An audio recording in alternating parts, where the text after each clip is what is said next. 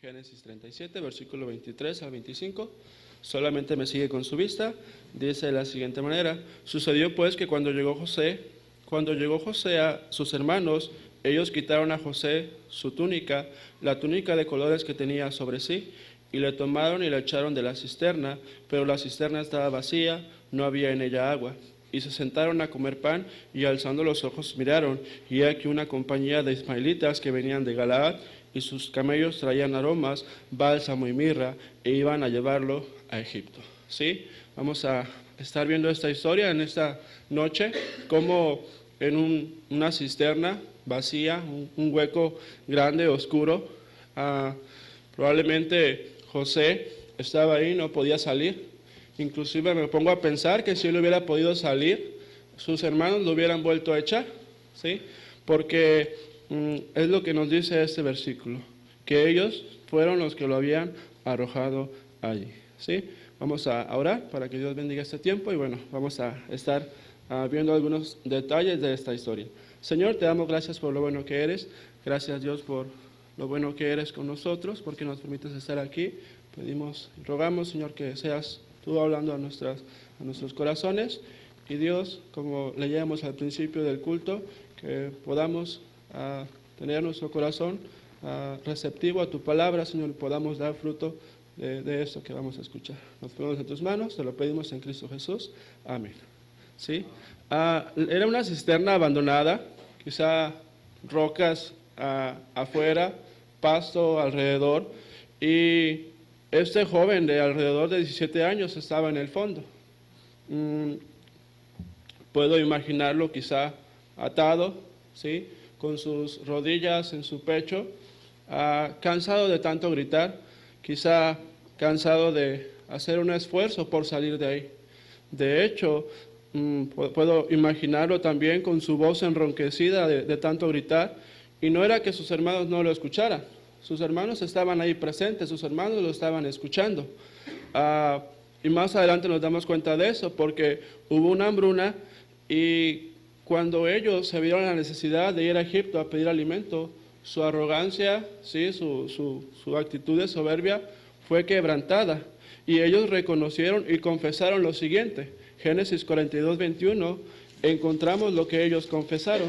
Génesis 42, 21 dice: y decían el uno al otro, verdaderamente hemos pecado contra nuestro hermano, pues vimos la angustia de su alma cuando nos rogaba y no le escuchamos. Por eso ha venido sobre nosotros esta angustia, ¿sí?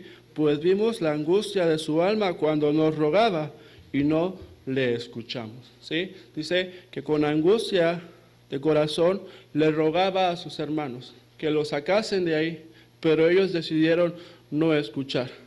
Y sí, estamos hablando de los bisnietos de Abraham, estamos hablando de los hijos de Jacob, aquellos que Dios había elegido, aquellos que serían o harían que fueran la promesa que Dios le hizo a Abraham, que serían en él benditas todas las familias de la tierra. De hecho, el nombre de Jesucristo habría de aparecer en esta genealogía con estas 12 personas. Pero aquellos días pues eran el vivo ejemplo de una familia pues disfuncional, una familia con problemas. Puedo imaginarlos quizá a la sombra de un árbol, y ahí nos dice que se sentaron a comer. Estaban probablemente pasándose la torta, no sé si había tortas en aquel entonces, pero estaban comiendo. Decidiendo ignorar a su hermano, decidiendo no escucharlo, y aún su corazón tan duro, que fue más importante para ellos ese almuerzo que la vida de su hermano. Génesis 37, 4 a 5 nos dice: y viendo sus hermanos que su padre lo amaba más que a todos sus hermanos, le aborrecían y no podían hablarle pacíficamente, ¿sí? Le aborrecían, no podían hablarle pacíficamente. Versículo 8 dice: le respondieron sus hermanos, ¿reinarás tú sobre nosotros o señorarás sobre nosotros? Y le aborrecieron aún más, a causa de sus sueños y sus palabras. Versículo 11 dice: y sus hermanos le tenían envidia, mas su padre meditaba en esto.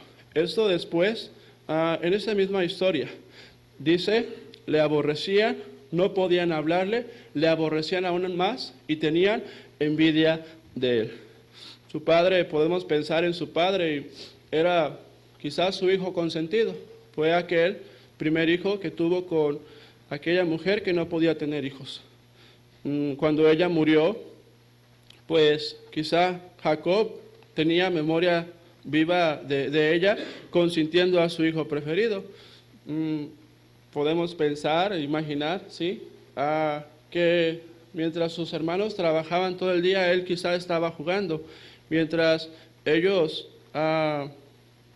pues, usaban cualquier tipo de ropa, Dios, su padre había preparado una túnica especial de colores para él, ¿sí? Y es por eso el motivo de su envidia, ¿sí? Sin duda la familia estaba en crisis. Ahora, ellos no estaban cerca de su padre en este momento, se encontraban lejos de casa, y era el momento oportuno, y era el momento adecuado en el que sus hermanos, ¿sí? Personalmente no creo que se les ocurrió en ese momento, era algo que habían meditado en su corazón, y fue el momento adecuado, en el cual se aventaron contra él y le quitaron su túnica. 37:23 nos dice eso. Sucedió pues que cuando llegó José a sus hermanos, ellos quitaron a José su túnica, la túnica de colores que tenía sobre sí. 24, y le tomaron y le echaron a la cisterna, pero la cisterna estaba vacía, no había en ella agua. ¿Sí? No solamente pensaban encerrarlo ahí, sino que pasó por su mente o por su imaginación el llegar a quitarle la vida, ¿sí? De hecho, él no esperaba eso. También dijeron que, diremos, alguna mala bestia lo devoró. Lo hicieron con la intención. Tenían en mente, pues, deshacerse de una u otra manera de su hermano. José nunca imaginó lo que pasaría, ¿sí? No se levantó esa mañana pensando que sus hermanos lo iban a echar en la cisterna en ese día y que él iba a ser vendido, porque no solamente fue esa cisterna, sino que las cosas fueron empeorando, ¿sí? Ahora, imaginemos a nosotros, ¿sí? En ese pozo. Ese pozo para nosotros puede representar quizá una enfermedad, ¿sí? Nuestra familia que no está cerca de Dios, algún problema, alguna ser querido que acaba de fallecer. Piensa usted que es aquello que le hace sentir, ¿sí? en ese fondo de ese pozo, solo, donde usted está clamando, donde la gente que está alrededor no le puede ayudar. Y así se encontraba José. A José lo aventaron en esa cisterna y lo despreciaron por ello. Bueno, ahora, la historia de José empeoró antes de mejorar, ¿sí? Imagino a José estando ahí en el fondo del foso y empezó a escuchar voces. Y eran aquellos quienes iban a comprarlo, ¿sí? Quizás se asomaron a verlo y empezaron a negociar cuánto es lo que podían darle por él. Lo vieron quizá ahí flaco, no sé, delgado, y dijeron tanto. Ahora, después de esto, fue llevado, ¿sí?, a Egipto, vendido a Potifar, y aún estando ahí, le fue bien, pero lo mandaron a la cárcel, ¿sí? Su esposa de este señor habló mal de él, dijo que había querido abusar de él, le creyeron obviamente a la esposa y él fue y paró en la cárcel, ¿sí? Parecía que todo lo que hacía estaba mal y aún ahí estando en la cárcel, si recordamos un poco la historia, no vamos a leer todos los versículos, él interpretó un sueño, ¿sí? Para el panadero y para el copero. Uno de ellos había de morir y el otro había de salir. Cuando uno de ellos habría de salir, se acordaría de él y pediría que lo sacasen. Pero aquel hombre olvidó la promesa, ¿sí? Solamente estaba ya en la cárcel, sino que se habían olvidado de él. Ahora, José nunca se dio por vencido, ¿sí? La amargura, o al menos no veo que haya amargura en su corazón por esto. No fue el enojo que se transformó en odio. Su corazón nunca se endureció. Él solamente esperó y solamente pues recordó aquella promesa que Dios le había hecho, ¿sí? Como sus hermanos y aún sus padres se postrarían delante de él. Después fue promovido, ¿sí? Fue promovido y bueno, ahora puedo pensar, ¿sí? En José. ¿Cómo veríamos esto? ¿Cuál sería su carta de presentación? Y le puse aquí a José, hijo de Jacob, graduado con honores de la Universidad de los Golpes Duros, ¿sí? Director de esfuerzos globales para salvar a la humanidad, porque ese fue su trabajo, preservar, ahora sí que la humanidad como tal, sin exagerar. Ahora, si tuviéramos que darle un consejo a José, ¿qué le diríamos? ¿Sí? Es lo que me puse a pensar. ¿Qué le diríamos a José? Génesis 50:20 nos dice lo siguiente. Génesis 50:20, de una manera maravillosa, nos dice lo siguiente: vosotros pensasteis mal contra mí, mas Dios lo encaminó a bien para hacer lo que vemos hoy, para mantener en vida a mucho pueblo. ¿Sí? En las manos de Dios, lo que se planea para mal puede llegar a ser para bien. Aquellas cosas que de momento parecen no tener algún sentido en nuestra vida, aquellas cosas que parecen no cuadrar con lo que Dios es, con lo que Dios representa, Dios las está utilizando para nuestro bien, ¿sí? Que Él cayera en esa cisterna, que Él fuera vendido, que Él fuera olvidado en la cárcel, ¿sí? Era Dios preparándole para un trabajo grande que Él tenía. José tomó esta promesa y fue fiel a ella toda su vida. No podemos negar, ¿sí?, que su vida hubo constantes lágrimas, ¿sí?, constantes momentos de tristeza, que se encontraba solo. Pero algo que a mí me sorprende es como la Biblia aquí constantemente nos dice, pero Jehová estaba con José, ¿sí? Pero Jehová estaba con José. Pero Jehová estaba con José. Y es en esos momentos en los cuales más tenemos que correr a buscar a Dios. En esos momentos difíciles, en esos momentos en los cuales estamos en ese foso profundo.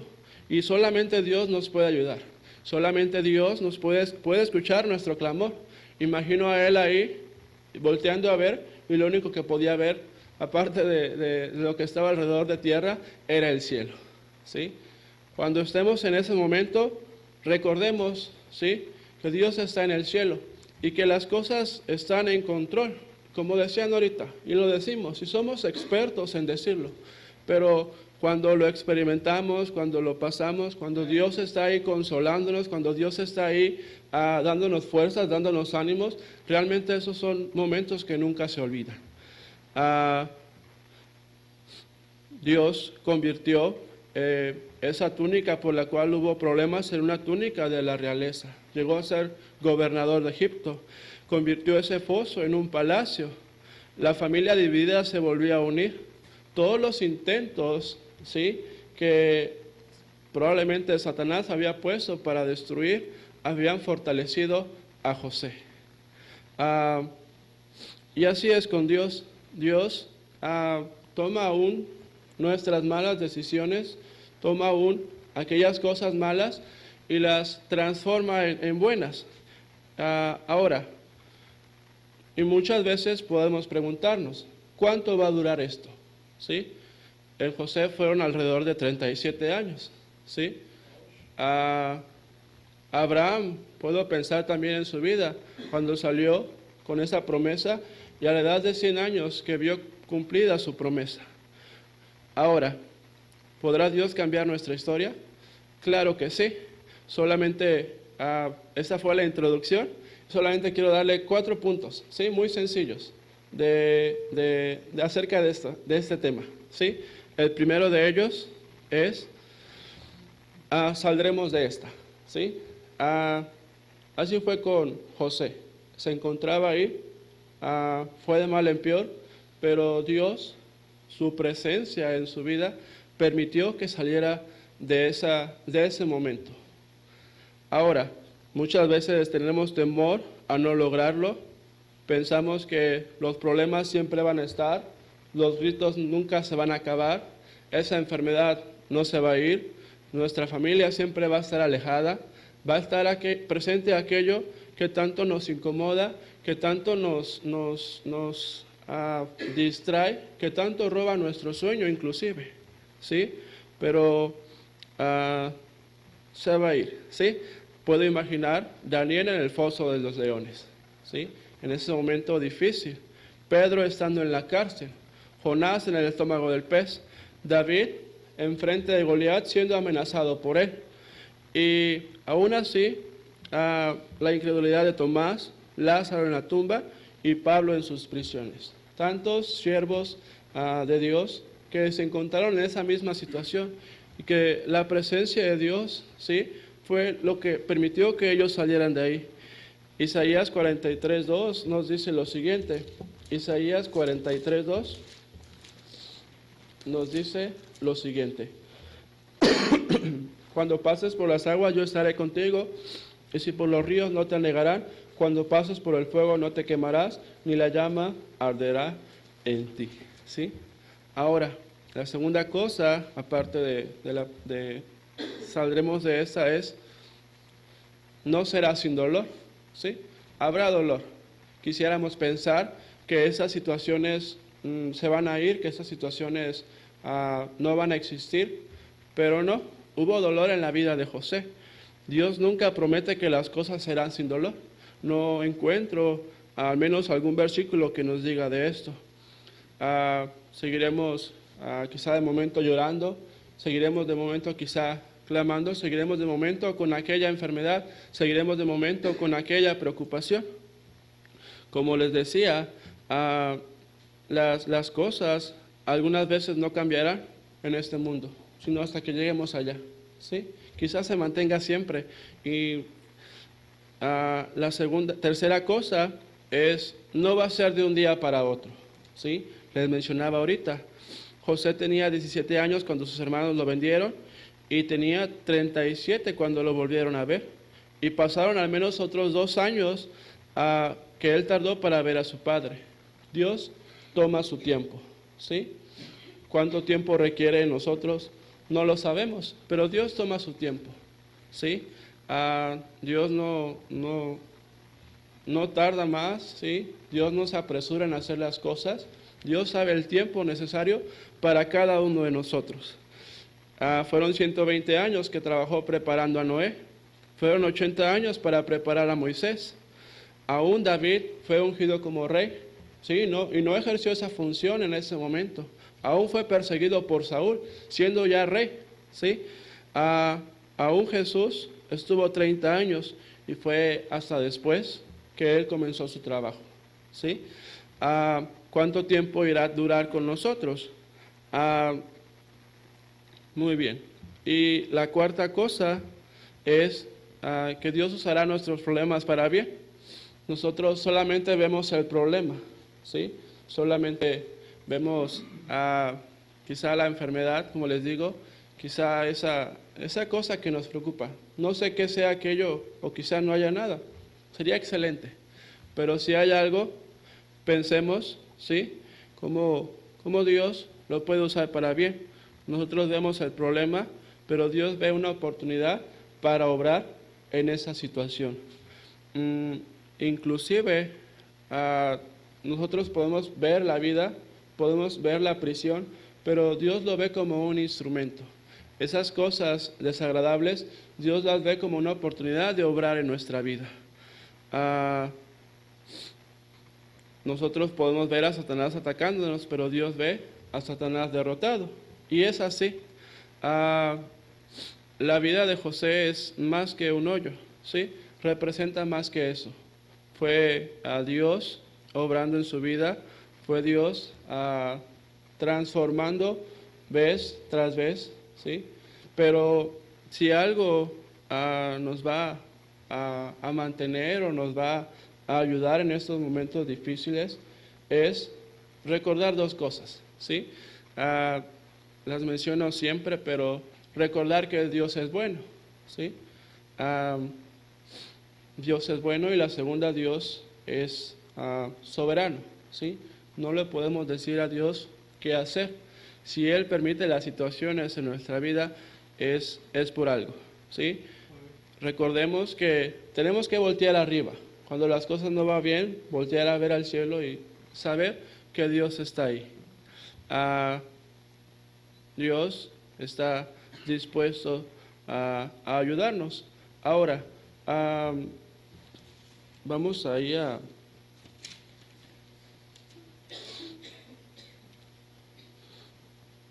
Segunda de Corintios. Perdí el versículo.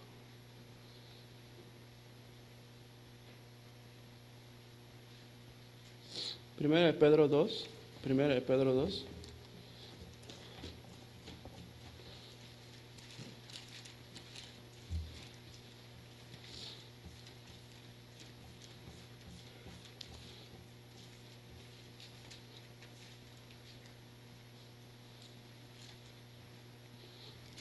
(17)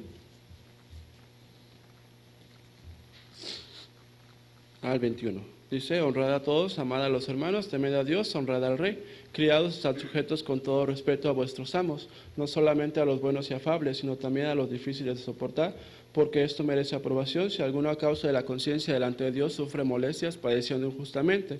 Pues qué gloria es si pecando sois abofeteados y lo soportáis, mas si haciendo lo bueno sufrís y lo soportáis, esto ciertamente es aprobado delante de Dios, pues para esto fuisteis llamados.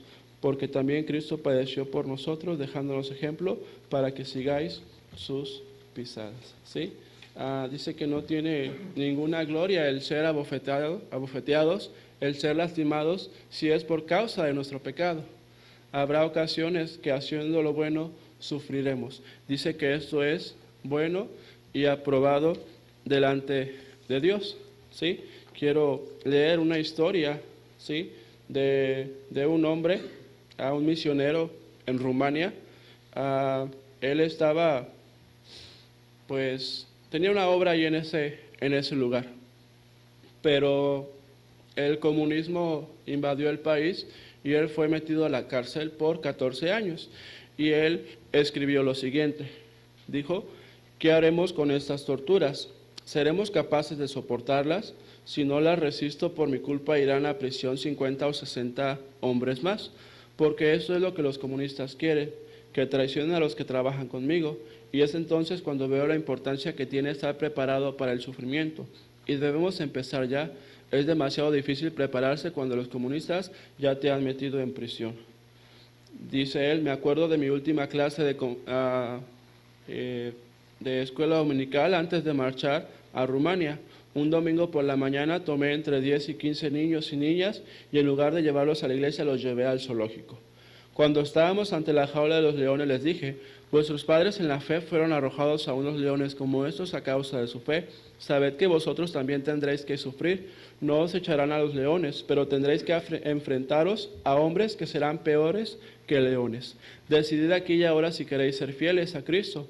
Con lágrimas en los ojos todos dijeron que sí. Tenemos que prepararnos ahora antes que nos metan en la cárcel. En la cárcel lo pierdes todo. Te quitan la ropa y te dan un traje de prisionero.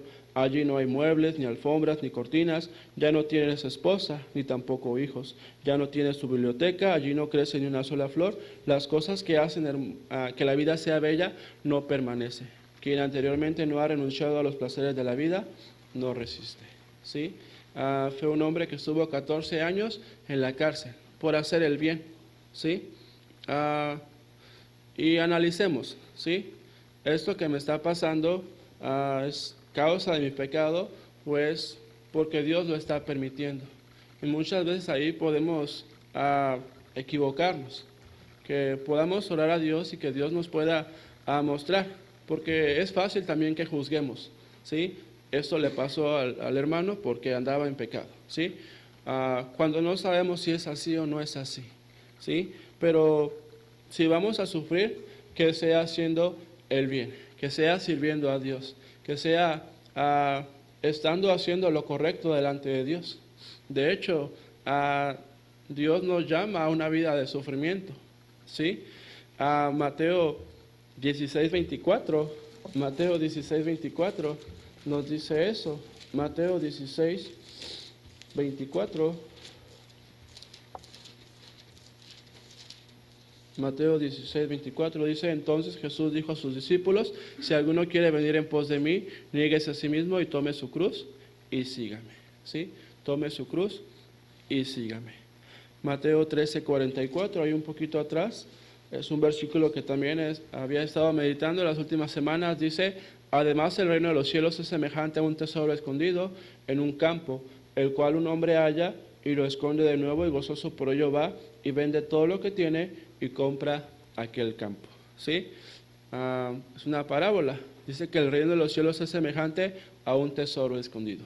Imaginemos a nosotros yendo a comprar un terreno.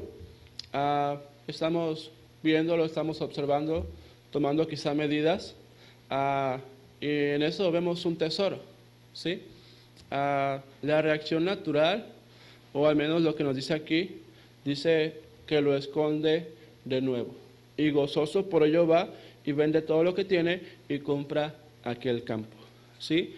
El valor de este tesoro, de un tesoro, será todo aquello que nosotros estamos dispuestos a vender por tal de comprar aquel campo, ¿sí? Nuevamente, el valor de ese tesoro ahí será igual a aquello que nosotros estamos dispuestos a vender con tal de comprar ese campo, ¿sí?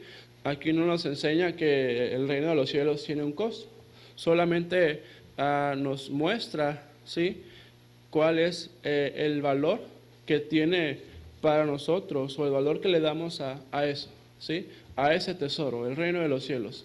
Y qué mejor tesoro, ¿sí?, que la salvación. Qué mejor tesoro que poder tener una iglesia, ¿sí?, poder tener un pastor, poder tener una familia, poder venir, disfrutar, gozar de libertad, no ser perseguidos, y aquello que nosotros estemos dispuestos a sacrificar por ese tesoro es el valor que nosotros le estamos dando a ese tesoro, ¿sí? Y aún nos muestra dos actitudes que tuvo esta persona. Dice que gozoso por ello va y vende todo lo que tiene. Lo hizo con gozo y también fue una decisión radical. Ahora, estamos hablando del sufrimiento y es un llamamiento que Dios hace a cada uno de nosotros, un llamamiento que Dios tiene para cada cristiano, ¿sí? Dijo alguien, un misionero dijo lo siguiente: la cruz no es la meta, ¿sí?, sino que la cruz se encuentra al comienzo de la comunión con Jesús. Toda llamada de Cristo conduce a la muerte, ¿sí? Sí, somos llamados a tomar esa cruz, pero no termina ahí. Dice: y sígueme. ¿A dónde lleva él? A aquel monte a ser ahí crucificado, ¿sí? Es por eso que este hombre dijo que todo llamado, toda llamada de Cristo conduce a la muerte. Tomar la cruz significa unirse a Jesús en su caminar y estar dispuestos a sufrir y a morir con Él, ¿sí? Ahora, ¿qué tan dispuestos estamos nosotros a unirnos a nuestro caminar, ¿sí?, y a sufrir por Él?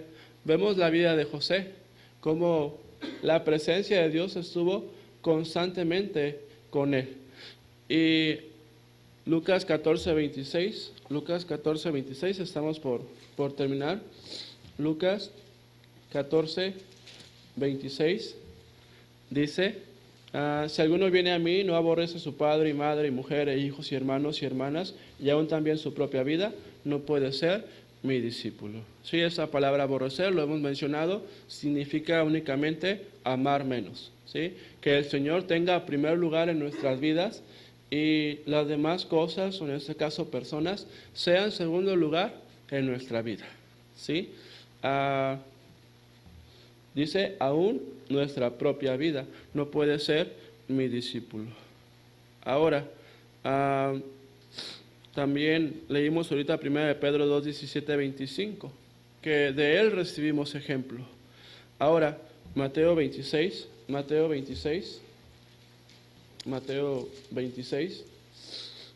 versículos 6 al 10. Dice, y estando Jesús en Betania, en casa de Simón el leproso, vino a él una mujer con un vaso de alabastro de perfume de gran precio, y lo derramó sobre la cabeza de él, estando sentado a la mesa. Al ver esto, los discípulos se enojaron, diciendo, ¿para qué este desperdicio? Porque esto podía haberse vendido a gran precio y haberse dado a los pobres. Y entendiéndolo, Jesús les dijo, ¿por qué molestáis a esta mujer? Pues ha hecho conmigo una buena obra. ¿Sí? Aquellos hombres, sus discípulos, vieron esta situación y dijeron, ¿por qué se hizo este desperdicio? Otros evangelios nos dicen que fue Judas quien sustraía de la bolsa, ¿sí? Obviamente por conveniencia propia, pero gente muchas veces nos dirá que es un desperdicio el sacrificar por Cristo, ¿sí? El venir a la iglesia, domingo en la mañana, domingo en la tarde, martes, jueves, viernes, sábado, prácticamente toda la semana. Pero no es un desperdicio, ¿sí? Vemos la vida de José llena de sufrimiento, cómo Dios le ayudó. Y Dios nos llama a nosotros a estar dispuestos a sacrificar por Él, ¿sí? Aún pienso en Abraham nuevamente, cómo le pidió a Isaac, ¿sí? A su hijo, su único hijo. Y muchas veces Dios nos va a pedir aquello que más nos duele, aquello que más amamos, ¿sí? Entonces la pregunta es, ¿qué vamos a hacer? Sí, si sufrimos por causa de Dios, por causa de Cristo, excelente, ¿sí? Pero si es por causa de lo que estamos haciendo mal, que Dios nos ayude a recomponer nuestro camino. Y aún que cuando vengan problemas, nos alejemos, ¿sí? Es la reacción natural de cada uno de nosotros. No está funcionando, no está pasando, voy a la iglesia, hay más problemas, pero no, que en esa situación o en esos momentos sepamos que estamos haciendo las cosas bien, que Dios de una u otra manera va a convertir eso en algo bueno y al final podremos recordar cómo Dios obró en esa situación, ¿sí? Sea cual sea la situación, sea una enfermedad, sea, no sé, usted piense, usted póngale algún nombre y siga adelante, ¿sí? Siga adelante, siga fiel, sigamos fieles a Dios, que Dios nos siga dando esa fuerza y que podamos asegurarnos, así como Moisés dijo, si tu presencia no ha de ir conmigo, no nos saques de aquí, ¿sí? Aseguremos que Dios está presente en nuestras vidas, porque con Dios presente en nuestras vidas, aún las cosas malas, Dios las convierte en algo bueno, ¿sí? Vamos a orar para terminar. Señor, te damos gracias por lo bueno que eres. Gracias, Dios, por tu palabra, porque nos enseñas tantas cosas, Dios. Y aún, gracias, Señor, por la salvación, porque un día, Señor, estuviste dispuesto a sacrificar, entregar aún tu propia vida, Señor, pensando en cada uno de nosotros. Estamos profundamente en deuda contigo y ayúdanos, Señor, a corresponderte de esa manera. Ayúdanos a poder pensar y decidir, Señor, el seguir en tus caminos, a sacrificar por ti y aún pensar, Señor, que aquello malo en nuestra vida, tú lo estás utilizando para un bien, Señor, que quizá no lo vemos ahorita, pero en su momento, Señor, quizá en esta vida, quizá no, tú nos permitirás verlo. Síguenos ayudando, Señor, y síguenos bendiciendo. Ponemos en tus manos, lo pedimos en Cristo Jesús.